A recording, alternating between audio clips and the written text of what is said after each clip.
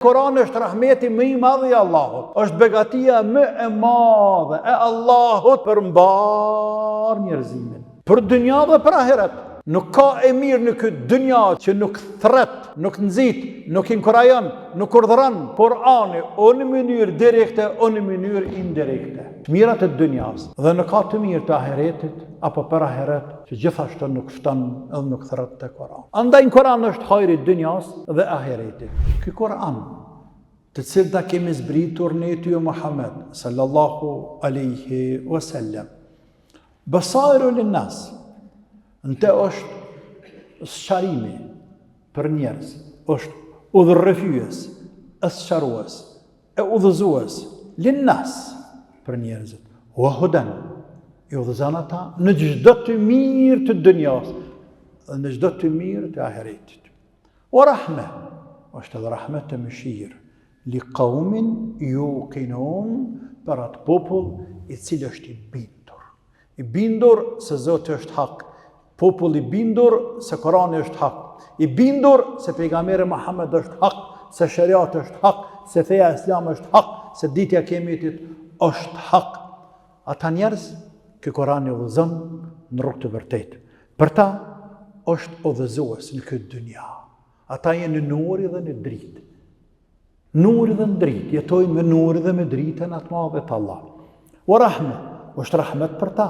I qysh mas me kanë rahmet për ta, kurse ky Kur'an i nxjerr njerëzit nga errësira në dritë. E a ka rahmet më të madh se sa me dal nga errësira në dritë?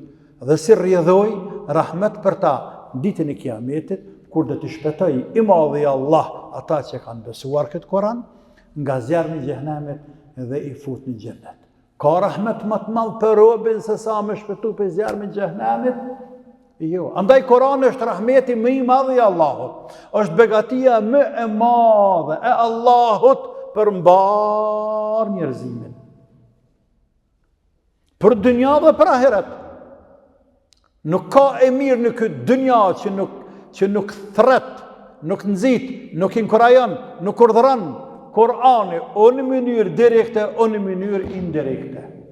Të mirat e dynjas dhe nuk ka të mirë të ahiretit apo për ahiret që gjithashtu nuk fton edhe nuk thret te Kurani.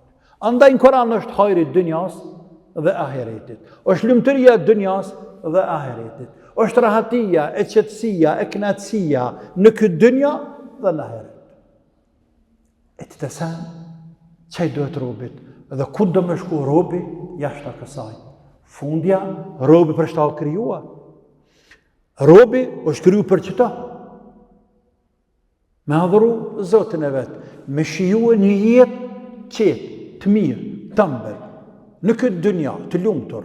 Anë pëse mund të ketë hjeka e vujtje, por prapë nënto dhe brenda tyre ka lumturi dhe ka kënaqësi.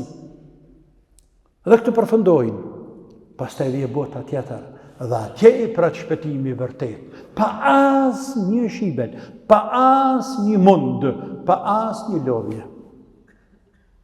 S'ka më vujtje, s'ka përsekutim, s'ka nënshtrim, s'ka përbuzje, s'ka tortura, s'ka. Por ka çdo të mirë.